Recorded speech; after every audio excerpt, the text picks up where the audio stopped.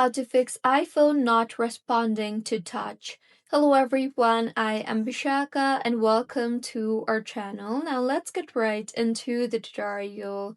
First things first, you can go ahead and clear your screen. So go ahead and remove any case or screen protector and wipe the screen with a clean dry microfiber towel and make sure your hands are clean and dry while using the touch.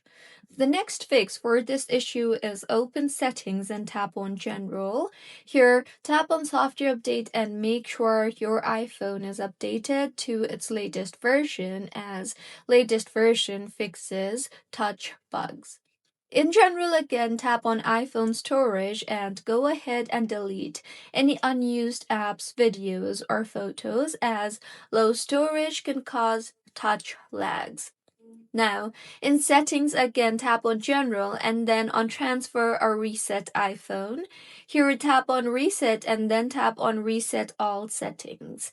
Go ahead and reset all settings. Do not worry, this will not delete any of your data. See if that helps in fixing your issue, and if not, then go ahead and force restart your iPhone, as force restarting the iPhone fixes temporary system freezes. So press and release the volume up button and then press and release the volume down button. Further, press and hold the side button until the Apple logo appears and your iPhone will take a forced restart.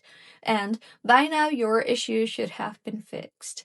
Just in case if your issue is still not fixed, then go ahead and check your hardware, as screen digital may be damaged or liquid damage may be present, so you can visit your Apple store or authorized repair center for Apple. So these were a few fixes on how you can fix iPhone not responding to touch. If you find this tutorial helpful, please like the video and do comment if you have any queries. Also, do subscribe to our channel for more helpful tutorials like this. See you on the next one.